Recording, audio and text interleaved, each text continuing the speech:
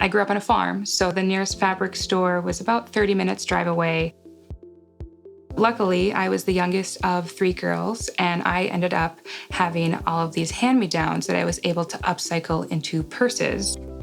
I eventually went to sewing school to learn garment construction, draping, pattern making, and alterations.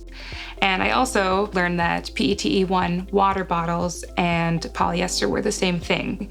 We recycle water bottles, but we don't recycle polyester. I needed to figure out a way to be okay with being in the fashion industry, or I needed to find another industry to get into. So I decided to get back to my roots, and all of my designs thereforward were upcycled or cut from surplus fabrics. I had a shop in Washington, D.C., and 2 kids later, I have moved back home to Minnesota, and I've been working out of my home doing my tailoring and upcycling. But I have really been noticing a change. People have this hunger to learn how to fix and mend things themselves. And with having a space again, I know that I can be able to teach people how to do what I do. Rethink Tailoring and Sewing Lounge will be the home for my tailoring and design.